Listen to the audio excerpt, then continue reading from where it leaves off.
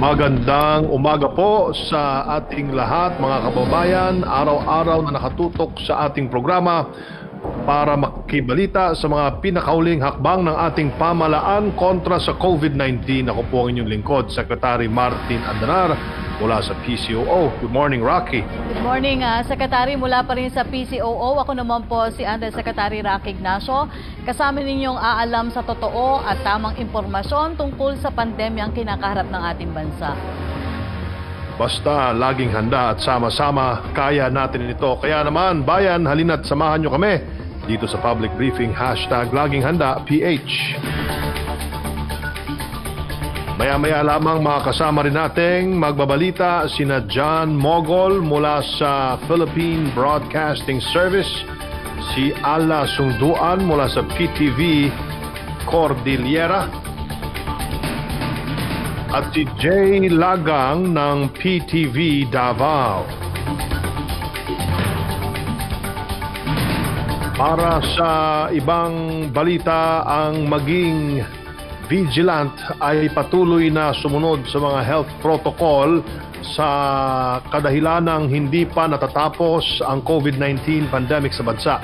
Ito ang naging paalala ni Senador Bongo sa publiko matapos ideklara ni Pangulong Duterte ang implementasyon ng General Community Quarantine sa Metro Manila at sa mga piling lugar gaya ng Pangasinan, Baguio City, Region 2, Region 3 at Region 4A, base na rin sa rekomendasyon ng Interagency Task Force o IATF.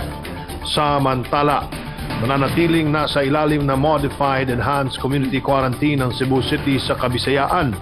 Sa ilalim ng GCQ ay mas marami ng negosyo ang magbubukas at magkakaroon ng limitadong transportasyon. Ngunit hindi raw ibig sabihin na kapag GCQ ay maaari na tayong magliwaliw at mamasyal. Ang pakikiisa at pagkakaroon naman ng disiplina ng bawat isa sa atin ay malaking tulong upang tuluyan nating malampasan ang COVID-19 pandemic at umusad na tayo sa tinatawag na new normal. Samantala, para naman mas mapalakas pa ang healthcare system sa bansa, partikular na ang kapasidad ng mga pampublikong hospital at serbisyong medikal sa mga probinsya kontra COVID-19 ay kasalukuyang isinusulong sa Senado ang House Bill 6036 at House Bill 6144 para sa dagdag na bed capacity at pagpapalakas ng kapasidad ng mga local hospital sa Las Piñas at Tuguegarao City. Ito umano'y makakatulong din para maging matagumpay ang Balik Probinsya Bagong Pag-asa program ng pamahalaan. Samantala, silipin na muna natin ang pinakahuling bilang ng COVID-19 cases sa Pilipinas. As of 4 p.m. kahapon na itala ang 18,997 COVID-19 positive sa bansa. 359 ang mga bagong kaso kung saan 176 sa mga ito ang fresh cases habang 183 naman ang late cases. 84 naman ang nadagdag sa recoveries ng bansa sa kabuuang bilang na 4,063 habang umabot naman sa 966 ang kabuuang bilang ng mga nasawi matapos itong madagdagan ng 6 kahapon. Samantala, ang buong rehiyon naman ng Southeast Asia ay nakapagtala ng 94,211 confirmed COVID-19. 45,351 total recoveries at 2,834 ang total deaths. Nananatiling walang casualty sa mga bansang Vietnam, Cambodia, Timor-Leste at Laos. Ayon naman sa Johns Hopkins University, as of 5:30 a.m., nasa 6,339,005 na ang kabuang bilang ng mga nagpositibo sa sakit sa buong mundo, kung saan nangunguna pa rin ang Estados Unidos na sinusundan ng Brazil, Russia, United Kingdom at Espanya. Samantala, nasa ika-39 na pwesto pa rin ang Pilipinas sa may pinakamataas na kaso sa buong mundo. Para po sa inyong katanungan at concerns tungkol sa COVID-19, maaari nyo pong i-dial ang 02894-COVID o kaya 02894-26843. At para naman sa mga PLDT Smart Sun at TNT subscribers, i-dial po ang 1555. Maaari nyo ring tawagan ang hotline numbers ng iba't ibang ahensya ng ating pamahalaan na makikita nyo sa inyong TV screens. Patuloy po kayong makibalita sa mga pinagkakatiwalaang sources ng impormasyon tungkol sa COVID-19. Maaari niyong bisitahin ang covid19.gov.ph. Makakapanayan po natin ngayong umaga sina DOST Secretary Fortunato de la Peña, Land Bank President and CEO Cecilia Borromeo, at si Philippine Ambassador to India Ramon Bagatsing Jr. Sa ating mga manonood, kung may nais po kayong itanong sa ating mga resource person, ay i-comment lang po sa ating live feed at sisikapin po natin itong bigyan ng kasagutan. Simulan natin ang ating public briefing kasama si DOST Secretary Boy de la Peña. Magandang umaga po sa inyo, Secretary Boy. Secretary, magandang umaga, Sec Martin and Yusek Ignacio.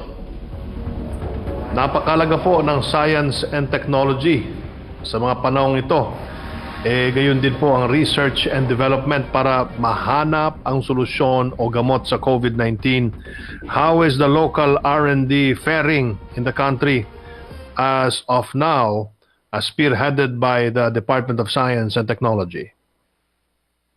Well, we are still in the stage wherein we are trying some natural products that can be therapeutics or can speed up the recovery of our COVID-19 patients. I think I've mentioned this before.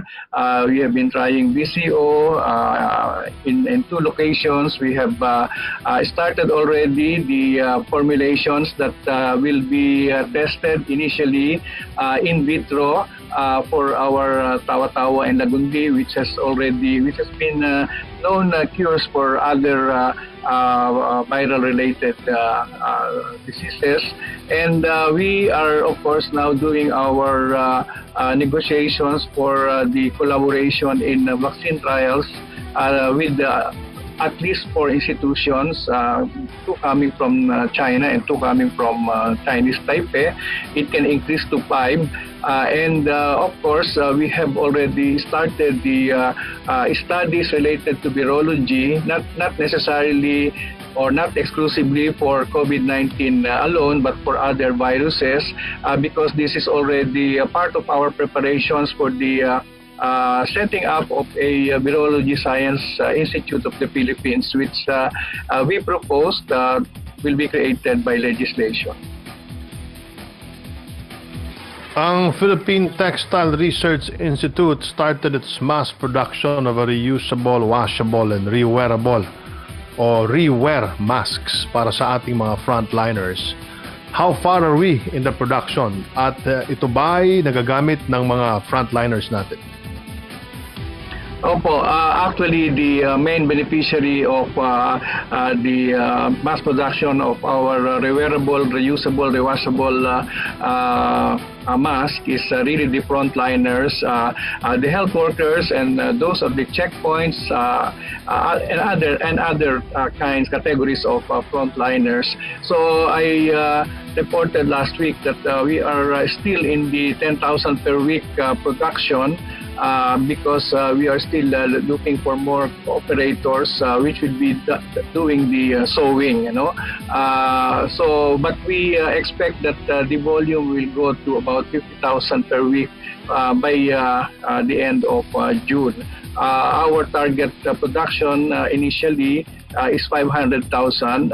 We have already earmarked half of it for the frontliners in cooperation with the task force that is taking charge of logistics, and of course the rest that we will produce will be part of the stockpiling of inventory of masks by the Philippine government.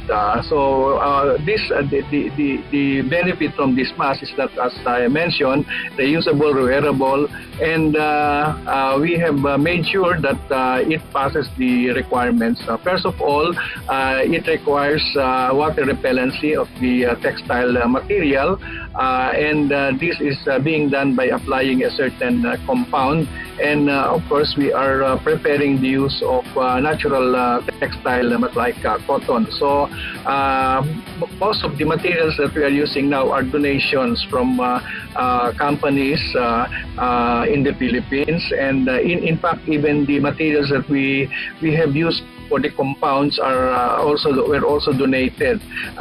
So we are looking now for more collaborators who will be doing the sewing. Most of our production now is coming from the sewers of Taytay and also from Cavite. And we expect to have more collaborators for this. Isa po sa priority project ngayon ng DOST ay ang Gen Amplify Coronavirus 2019 RT-PCR test kits distributed by the group of Dr. Raul Destura. Ano na po ang update dito at ilan po yung daily production? Saan sa ang ospital nakakarating ang test kits na ito at gaano po daw ito ka-accurate? Lilinawin ko lamang po na nagkaroon po tayo ng problema dahil yung una pong imported na raw material ay nagkaroon ng contamination. So yan po ginamit at pinalitan naman po ng ating supplier. Actually hindi lang naman ang Pilipinas ang naapektuhan, ang daming sinuplayan. So when the new materials came in, ni-require na naman uli ng bagong validation through our ITM and eventually FDA. So while in Manila Health Tech, the promised 6,000 tests, it is waiting for a clearance again from FDA, another round of clearance because of the new shipment that of materials that we have. But the production itself is hitting 8,000 tests per day. Okay, Secretary. DOST has also been collaborating with other agencies, Secretary, gaya po ng Presidential Assistant for OFW Affairs para po bigyan ng assistance package ang ating mga overseas Filipino workers at kanilang pamilya para po doon sa tinatawag na technology-based enterprises. Please tell us more about this po. Oo. Well, we are of course looking after the welfare of our OFWs, and therefore we package a project that is specifically intended for them, and this is really for starting new enterprises which are technology-based. When I say technology-based, it can take a wide range. It can be, for example, in food processing, it can be in metalworking or fabrication, it can be in electronics, it can be in furniture and other housewares. It can even be in the field of agriculture, and of course they can also do services because many of our OFWs have gained certain technical and professional expertise abroad. We have some examples already of those that we have helped in the past, but now we are putting up a program specifically for this. So for example, there were those who formerly were working as seafarers, and now they are into food processing, into furniture making, and others have formed their own engineering design services companies. You know? So these are engineers who work abroad, and when they came back, they set up their own professional services company. I have known a good example who learned very good automation skills when he was still there, and he put up a startup here. Now they employ more than 200 people in the engineering company. So our assistance will be in two phases. One is really prepare them, first give them some kind of a test for entrepreneurial competencies, and then give them some training on entrepreneurship, and then help them in identifying which enterprise they want to enter into. And in this particular aspect, we will give them access to our laboratories, to our pilot plants at the OST, and also with our network organizations and companies. And then we have a pool of advisors that will help them until they come up with a good business plan. From there, we can go into the second phase where financing will already be involved. But when we talk of financing, it's not only for the purchase of equipment, but it will be including those that are involved, for example, in the product development phase, in the laboratory testing phase, in getting, for example, whatever technology licenses are needed to be taken in. And so initially we are testing it at the NCR region, at the National Capital Region, but we will soon move out to the provinces. So this is both a support for our OFWs and also some kind of a support to all Balik Provincia, because we have many OFWs that are going home to their respective home provinces.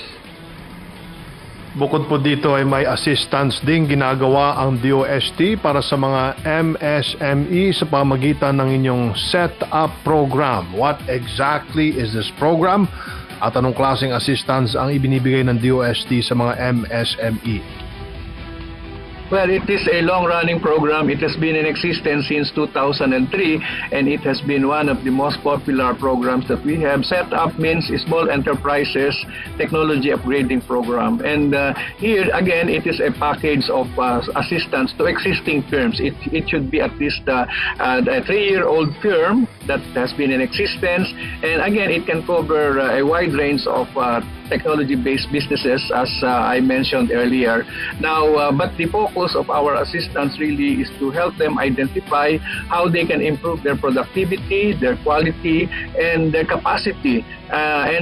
So most of the interventions here are really going into the acquisition of equipment for better technology, for expansion, and also for good quality. And so the assistance that we give is that we enable them to procure the needed hardware and also the software that accompanies them so that they can use this in their firms. And we give them actually, we call this an advance, because the equipment that are purchased still belong to the DOST until they have repaid without interest the amount that we advance for this. So it's not a loan, it's some kind of a lease purchase arrangement, but with no interest. We give them a 1-year grace period before they start their payments, and they do this on a monthly basis, giving them an allowance of 3 years. It can be a little more than 3 years if the amount involved is much bigger. But we have a very, very high collection rate in this case. Of course, during the COVID-19, we had to give them a further grace period, actually a moratorium on payments, total of 5 months moratorium.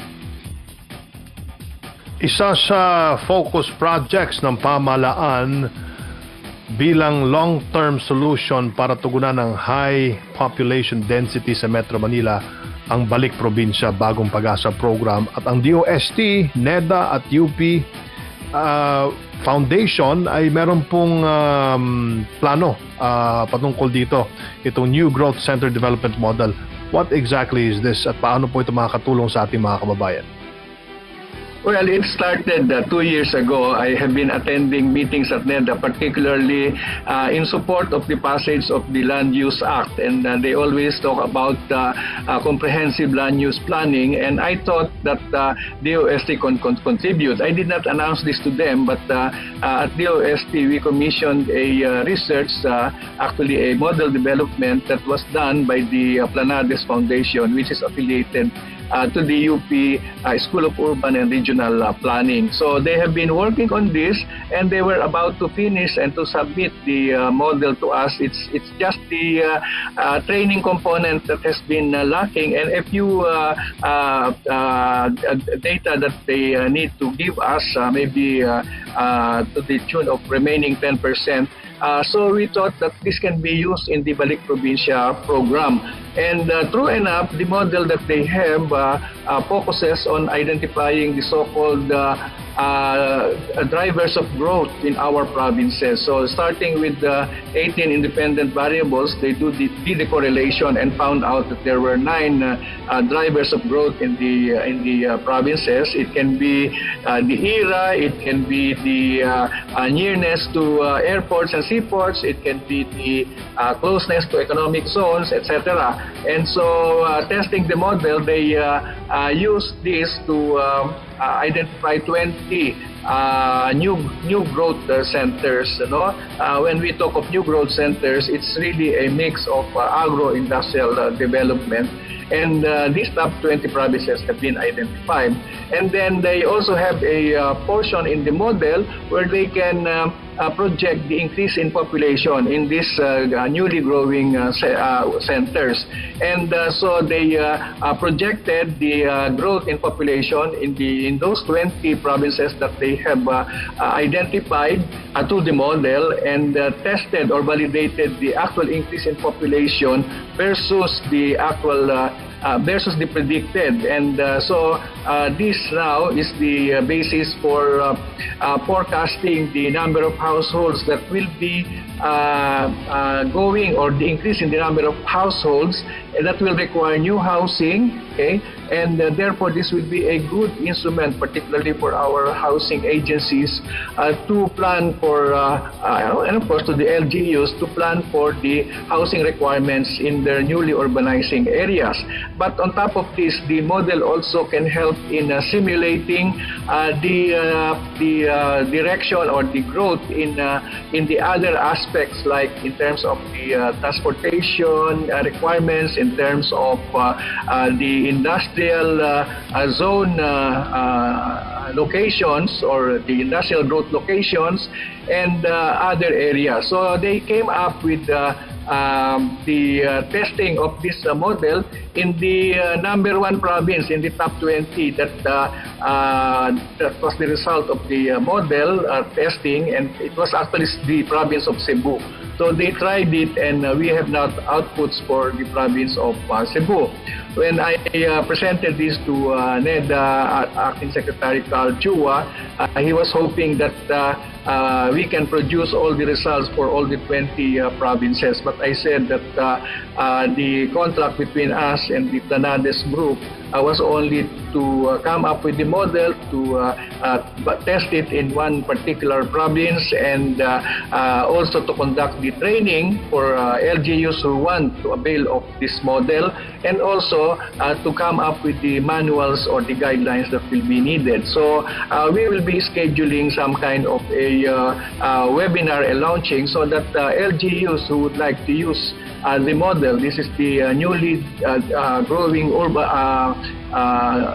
development model, can be given training on the use of it. And the OST will be on the assist, particularly through our offices.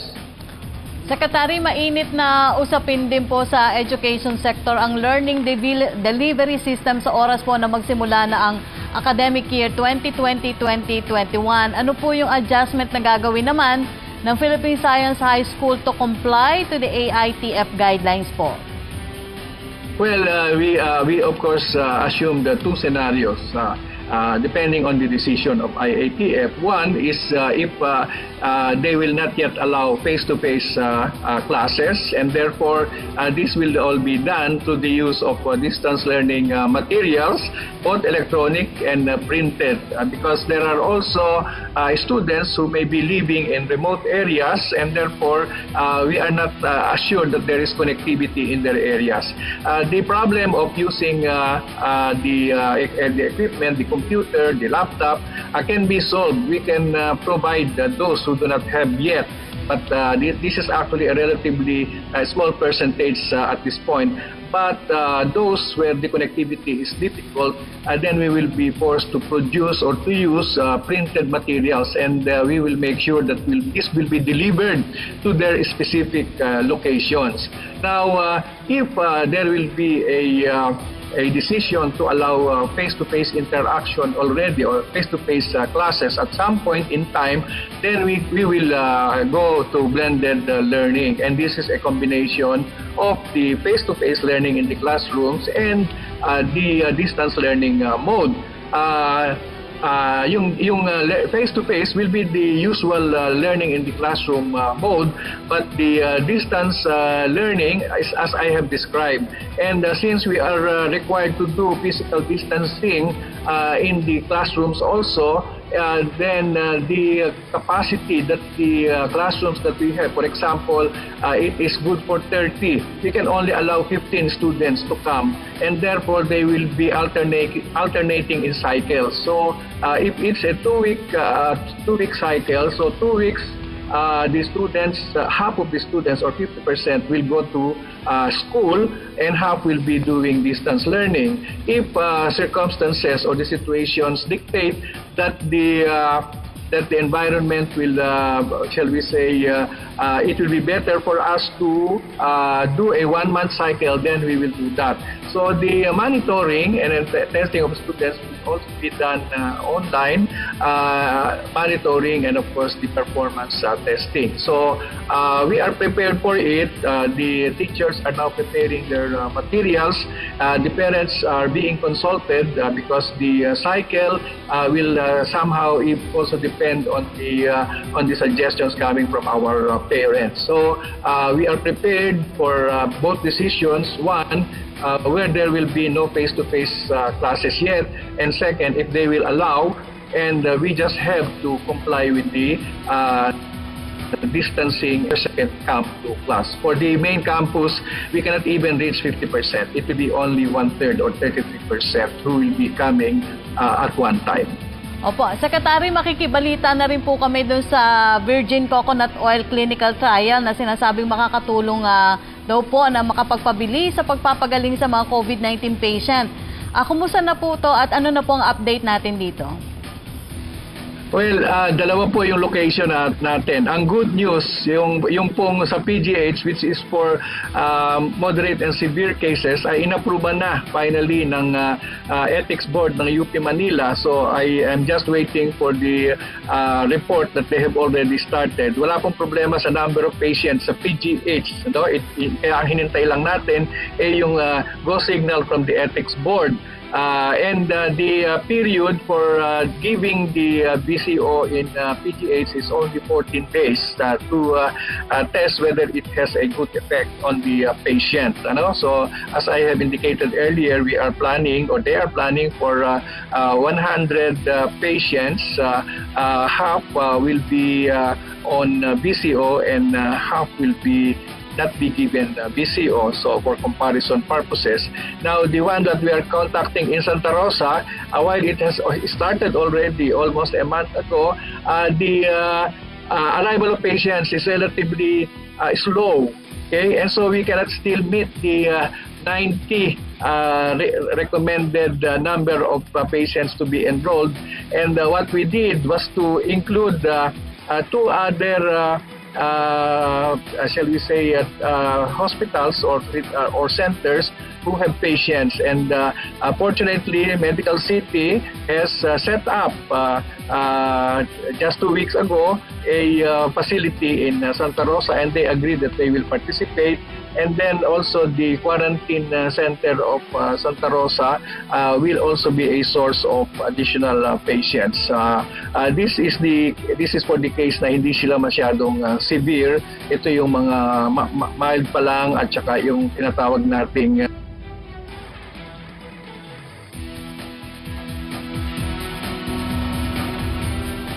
Alright. Naputol. Maraming salamat po sa inyong pagpapaunlak, Secretary Boy de la Peña ng DOST. Mabuhay po kayo.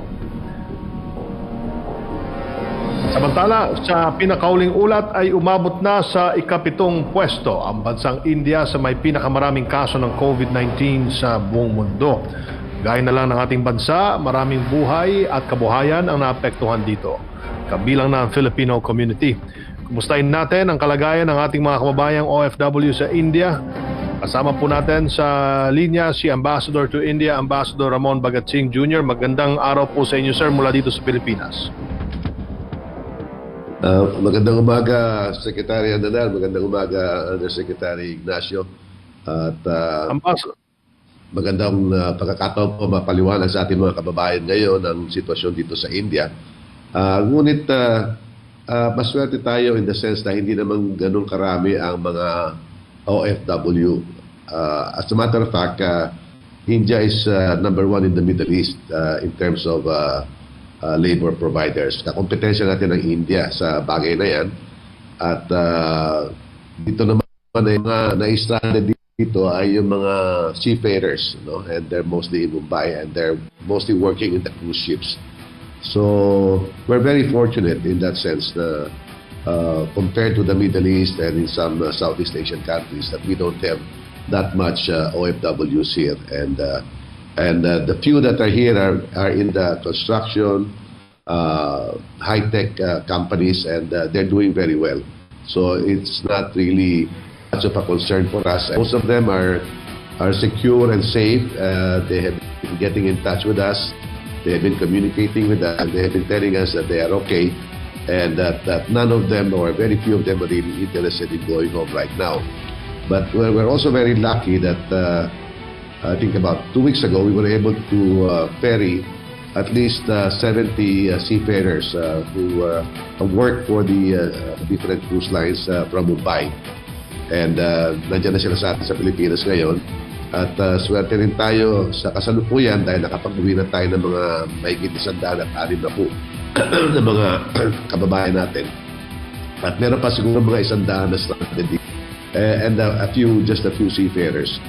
Kaya I really understand the situation of those who are from the Middle East and Southeast Asia. But natin sa India, malaking bagay na tumutulong ang Philippine community. Most of them are married to Indian men, and they're very secure, they're very stable here, and they're helping a lot, taking care of those that have been stranded. Ang issue natin ito are the strategists and the students and some missionaries that are here na dahil kukunti ang mga flights papuntang Pilipinas, hindi basta-basta na nakakauwi sila. Kaya inaasahan namin na sana matuloy ang programa ng Philippine Airlines na magkaroon ng ferry flights next week.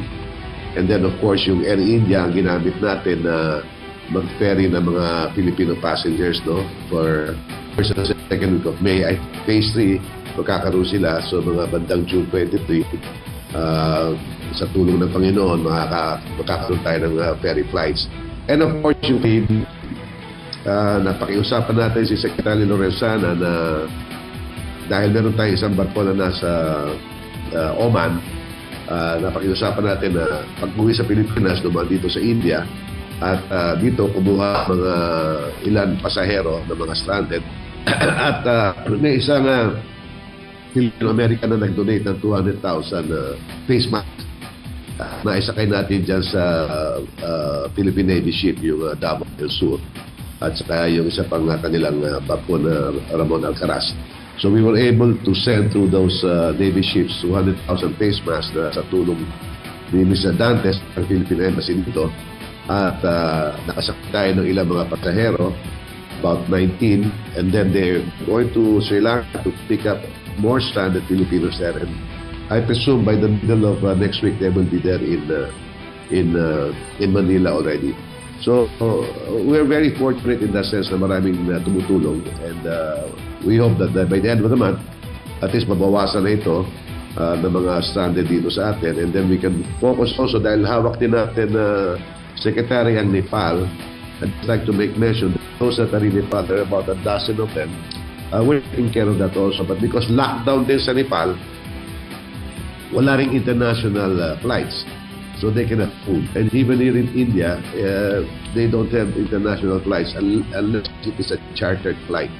Ngayon lang sila nag-umpisa ng mga domestic flights going from one major city to another. So if you have to go to Delhi, travel, or at least now, may domestic flights na. So far so good. At nagpapasalamat kami sa lahat ng tumulong sa amin na ipauwi natin ang ibang mga kababayan natin, Martin. Ambassador, isa po ang India sa hard hit ng COVID-19 with almost 200,000 COVID-19 positive cases. Ano po ang current situation ngayon dyan po sa India, sa base po sa inyong nakikita?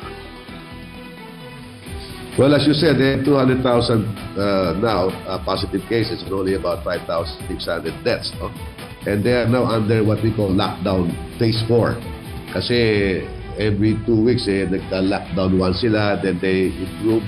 If the situation improves, they ease some of the lockdown measures. So now at this stage, dati essential services lang, hospital lang. Ngayon, they've opened up some stores, na standalone stores. They are now allowing mobility of people. May mga tawag dito mga tricycle nila na pwede nang sa kalsada. They eased up the curfews. Dati alas 7 ng gabi curfew na. Ngayon ginawa nila alas 9 hanggang alas 5. And then pinapayagan nila kasi ang problema dito maraming mga migrants na sinasabi. Nagtatrabaho sa big cities pero nakatira sa mga probinsya. Ito yung nakikita mo sa TV ngayon ng mga stranded. Dahil walang paraan makauwi sa probinsya. So ngayon, tinan nila ng maraming sasakyan, mga bus, mga trains, para makasakay ito, mga trabado na ito, makauwi sa probinsya. And this is the reason probably why there is now a spike, no? Tumataas na naman. In some states, there are at least 28 states dito. So may mga ibang states na kontrolado nila ang COVID. Pero may mga ibang states, kasi for example, Uttar Pradesh, ang citizens yan, ang resident, 200 milyon, mas malaki pa sa Pilipinas, isang probinsya lang. So, sa dami ng tao, tumataas talaga ang incidence ng COVID. Sa Maharashtra, ang population ng Maharashtra ay parang population ng Pilipinas. There are about 100 plus million people. So, ang Mumbai nandyan. High density yung lugar na yan. So, tumataas na naman. For example, in Maharashtra around, ang COVID incidence yan is 70,000. Kumpara sa atin, ay ilan lang tayo. Just imagine, no? So because of that, we have to be really extra careful. Although nag-i-ease na nga dito, sumusunod naman ng mga tao, may disiplina naman ng mga tao dito.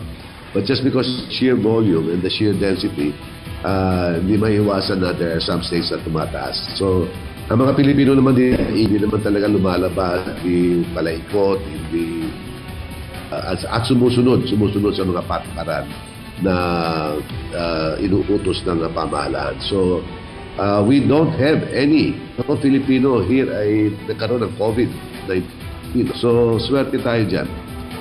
At iingat sila. But right now, as I said, hopefully, the lockdown will be eased. There will be international flights. There will be more movements. There will be more facilities that will be open. Kasi ang mga malls dito, sarado pa. If ever bumuksan nila yan, yung mga nasa labas lang. O kaya alternate. Bukas ka ngayon, sarado ka bukas. Tapos sa mga sasakyan na mga limited buses din. No? So basically the same things as what is happening there in the Philippines. Well, the restrictions will be lifted quite soon also. Opo. Ambassador, currently po nagluwag nga ng restriction sa India except mo dun sa 13 cities na itinuturing pong bilang containment zone dahil dito daw nagmumula yung karamihan sa nagpositibong kaso sa India sa COVID-19. May reports po ba tayo mula dito sa mga lungsod na to, yung kalagayan po ng ating mga Filipino community doon? You know, we're very lucky, Secretary. No? As I said, we only have about 3,000 Filipinos, and 80% of them are housewives or married to Indians, or what we call the Middle East Romans. So, so far we have no reports of any Filipino or Filipina having been afflicted with this virus. And on the other hand, they have been the ones helping us a lot. Dahil kung may mga Filipino na stranded halimbawa sa Mumbai, sa Bangalore, sa Calcutta, sa Chennai, and some other places, sa Kochi, ang mga Filipino community tumutulong. Sila nag-aalalay, sila nagbabahay, sila ang nagbibigay ng tulong, pagkain, lahat sa mga stranded na Filipino community. Of course, with the guidance and assist the embassy, of the staff here in the embassy. So in that sense, we're very, very fortunate. And they have been very, very supportive of the embassy and of the Filipinos that are stranded here in India. Opo, Ambassador, bagamat tumutulong nga yung ating Filipino community dyan, pero may mga sinasabi ba silang problema o kadalasan nagiging problema ng ating Filipino community na sa India na kinakailangan naman pong tugunan ng ating embahada? Most of hindi naman mabibigat ang mga problema dyan. Kadalasan dyan is basically passport renewals, passport extensions, and then once in a while, we will have some domestic issues. Yung mga mag-asawa, hindi na magkasundo, nag-aaway. Pupunta dito yung Pilipina na yun, hindi niya kasundo yung asawa niya, so yun ang mga kailangan na sikasuhin namin. And then sometimes repatriation, na gusto nang umuwi, ayun, tinutulungan din namin yon. And then, magandang balita din dito sa atin ngayon, yung mga liver transplant patients. Marami yung mga bata dyan sa atin na kinakailangan ng liver transplant. No? So, there are more than 50 cases now na pumupunta dito sa India para magpagamot dahil mas eksperyensado ang mga doktor dito. Hindi naman sa hindi magagaling ang mga doktor natin. No? Magagaling din ang mga Pilipino doktor. But they have more experience and more facilities here. So these liver transplant patients, the children come here for that operation and we're taking care of them. And so far, at least maganda, 75 to 80% ang success story. But so far as the local Filipino community here, no major problem. No major problem at all. And as a matter of fact, as I said, they have been helping the embassy in so many ways and in so many things. No? I'm very fortunate with that compared to other posts na hindi ganun kabigat. Walang problema dito ang Filipino community sa India. Nabanggit niyo po kanina na nakabalik na sa kanilang mga trabaho ang karamihan ng mga manggagawa doon. How about the few Filipino workers in India? Hindi po ba sila nagkakaproblema sa kanilang hanap buhay? Most of the Filipinos stranded here, Secretary, are stranded tourists, students, and my yoga, enthusiasts. So they are not here as workers.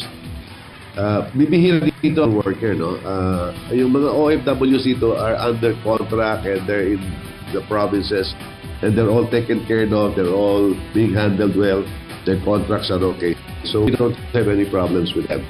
Yung mga seafarers na alam ba, they work in the cruise lines or they work in several ships. Stranded yung barko nila sa Mumbai. Yan ang ating inaasikaso ngayon. And so far, we have been able to bring home mga 70.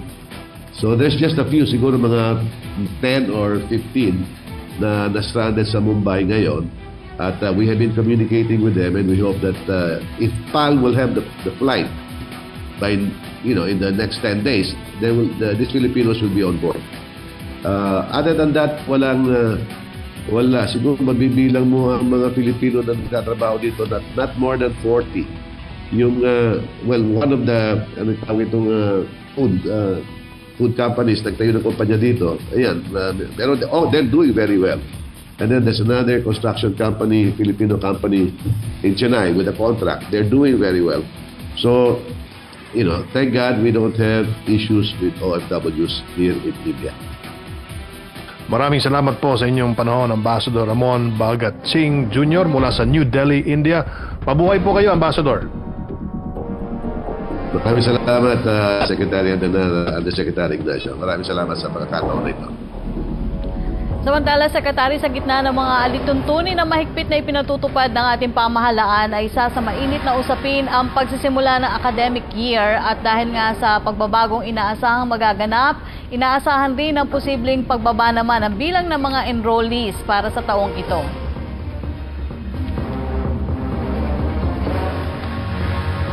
Kaya naman, ang utos ng Pangulong Duterte, tulungan ang mga estudyanteng na nangangailangan ng tulong sa pagbabayad ng matrikula sa pamagitan ng loan assistance mula sa Land Bank. Pag-uusapan natin yan kasama si Land Bank President and CEO, Ms. Cecilia Borromeo. Magandang araw po sa inyo, ma'am. Magandang araw, Secretary Andonar at Yusek Ignacio. Magandang araw sa lahat ng nakikinig at nanonood sa Laging Handa, Pilipinas. At maraming salamat po sa pagkakataong ito para mapag-usapan ng programa ng Land Bank na Access to Academic Development to Empower the Masses Towards Endless Opportunities or ACADEM NEM program. So can we talk about this more, itong naging payag po ng Presidente Duterte na ipinag-utos niya po ang inyong bangko na tulungan ng mga estudyanteng hirap na po sa pagbabayad ng tuition fee. Ano po ang reaksyon ng Land Bank dito? Katunayan, Secretary Andanar, inilunsad ho namin ang academic program, lending program ng Land Bank noong first week ng May, kasi alam namin na mga kababayan tayo na mahihirapan para tustusan yung tuition fee ng kanilang mga anak. So, ang ginawa po ng Land Bank, nakipag-ugnayan kami sa mga private schools, kasama na yung mga private junior and senior high schools na may permit to operate galing sa DepEd, yung ating mga private technical and vocational and education training institutions regulated naman ho ng TESDA, at pati na yung mga higher education institutions na authorized by CHED. Binansagan po namin ang features ng Academ as 333. Ang unang 3 po ay para sa 3 bilyon na inilaan ng Land Bank bilang pondo para sa programang Academ. Ang pangalawang 3 ay tukoy naman sa 3% fixed interest rate per annum sa mga schools na manghihiram under this program. At ang isa pang 3 ay nagre-representa ng term ng loan under this program na maximum of 3 years po ang term ng loan under the Academ. Ibibigay ho namin itong pautang na ito sa mga schools para makapag-offer sila ng study now, pay later sa kanilang mga estudyante. Ma'am, sino-sino naman po yung sino-sino po yung mga eligible po na mag-a-apply sa loan program na ito, at paano po yung proseso? Ang magiging borrower po o manghihiram mula sa Land Bank ay ang mga pribadong paaralan o educational institutions. Ang mga magulang po at guardian ng ating mga estudyante o mag-aaral ay maaring manghiram sa mga schools na ito, private na schools na ito, para yung mga schools naman na yan ay pupunta sa Land Bank at ipa-rediscount nila yung mga promissory notes ng kanilang mga mag-aaral. At pwede ho naming bigyan sila ng pautang equivalent to 70% of the total promissory notes of their students. Pwedeng magsimula na mag-avail ang mga paaralan ng lending program na ito? Meron na hong mga paaralan na lumapit sa Land Bank. Katunayan ho, meron na kaming in-approve na 250 million sa isang malaking school para makapagpautang sila under the Study Now, Pay Later scheme sa kanilang mga estudyante at 0% interest po sa students. At ang tenor naman ho ng loan ng estudyante doon sa school ay base na ho sa mapapag-usapan nila with the private school, Secretary.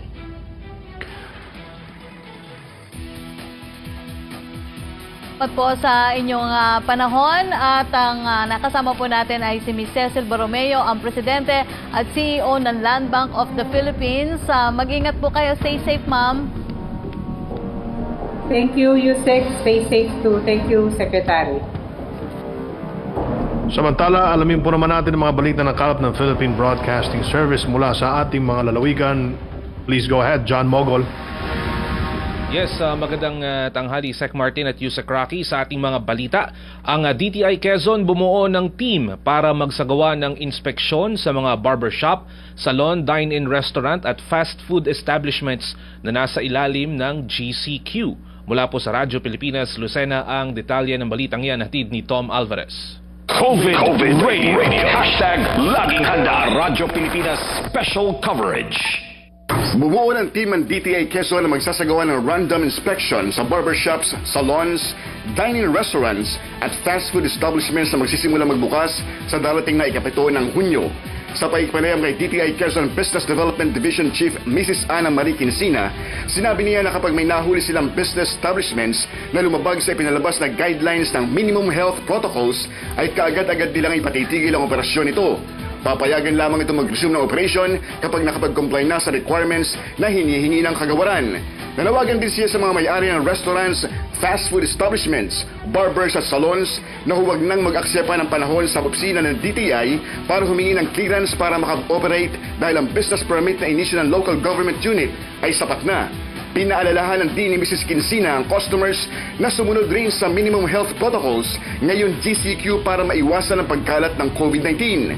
Samantala, ayon pa rin sa DTI, ay 30% lamang ang maximum capacity na paihintulutan sa barbershops at salon sa ilalim ng GCQ at gagawin namang 50% capacity kung mapasa ilalim na sa MGCQ ang lalawigan. Mula sa lungsod ng Lucena, Tom Alvarez, Radyo Pilipinas. COVID Radio.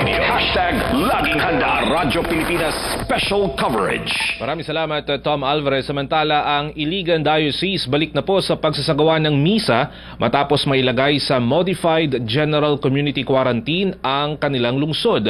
Mula Radyo Pilipinas Iligan, narito si Bima Minyoza. COVID Radio. Laging handa. Radyo Pilipinas Special Coverage. Balik na sa pagsasagawa ng banal na misa ang Diocese of Iligan matapos na mailagay sa Modified General Community Quarantine o MGCQ ang lungsod ng Iligan simula June 1, 2020. Ayon kay Bishop Jose Rapadas, ngayong pinapayagan na sa MGCQ ang pagsasagawa ng religious activities na pagdesisyonan na rin nila sa Parish Priest Council na ibalik na ang banal na misa, ngunit kailangang sumunod sa guidelines at protocols tulad ng physical o social distancing, paghugas ng kamay na may sabon at pagsuot ng face mask. Dagdag ni Bishop Rapadas, mayroon na silang inihandang mga protocols sa pagsasagawa ng public liturgical celebration sa sinasabi ngayong new normal at base na rin sa rekomendasyon ng Bishop Conference. Ilan dito ay ang mga bata, matatanda at mga may sakit ay hinikayat na manood na lamang sa live streaming mass at social media. Ang mga upuan sa loob ng simbahan pati na ang sahig ay dapat may markang may layong 2 metro upang mapanatili ang social distancing. Ang Sunday Masses, anticipated Masses at daily Masses ay paikliin lamang at gawing simple. Tiniyak naman ni Bishop Rapadas na ang simbahang Katoliko ay sinusuportahan ang ginagawa ng gobyerno upang labanan ang coronavirus disease o COVID-19. Gikan dinhi sa lungsod sa Iligan, Biama Minyosa, Radyo Pilipinas. COVID Radio. Laging handa. Radyo Pilipinas Special Coverage. At ayan po ang mga balitang nakalap natin dito sa Philippine Broadcasting Service mula po sa iba't ibang panig ng ating bansa. Balik tayo sa studio kina Sec Martin at Yusek Rocky. Maraming salamat, John Mogol ng PBS. Samantala, puntahan naman natin ang balitang nakalap ng PTV Davao kasama si Jay Lagang. Jay?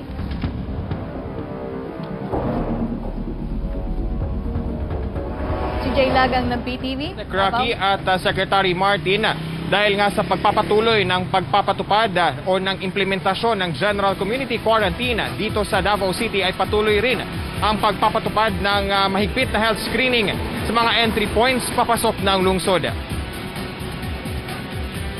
Yusek Rocky at Secretary Martin, matapos na pinayagang magbukas ang ilan sa mga establishmento dito sa Davao City sa ilalim na nga ng GCQ, ay mas dumami na rin ang mga tao at mga sasakyang pumapasok ngayon dito sa lungsod upang may pagpatuloy ang kanilang hanap buhay.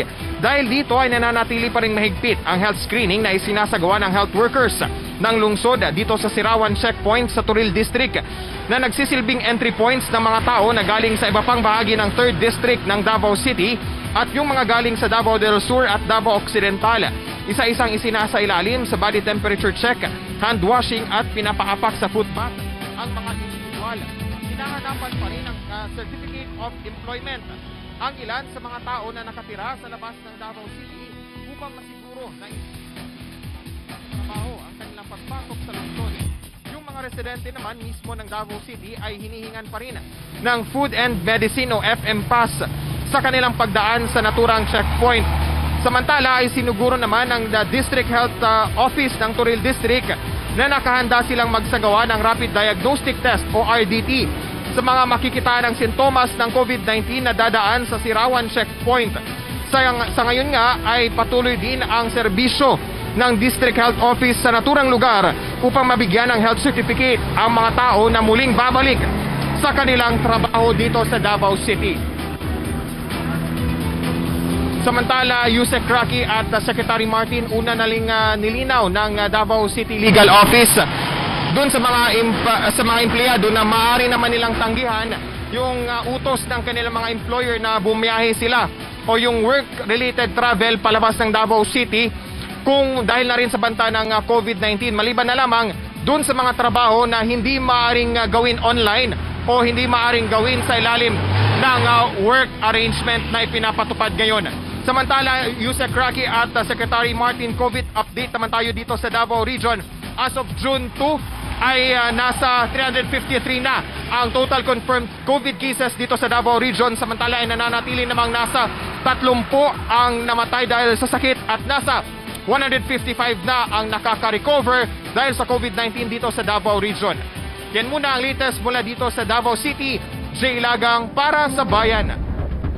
Maraming salamat, Jay Lagang ng PTV Davao.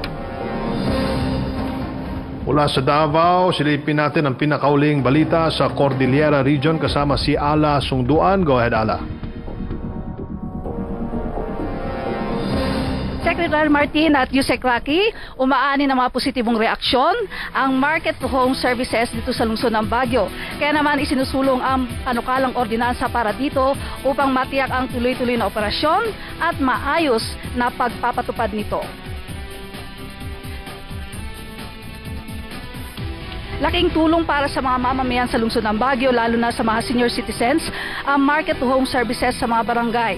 Di na kasi kailangan pang pumunta sa merkado publiko ng syudad para mamili ng mga bilihin dahil abot kamay na nila ito sa pagdala ng mga vendors ng kanilang mga paninda sa mga barangay sa mga itinakdang schedule.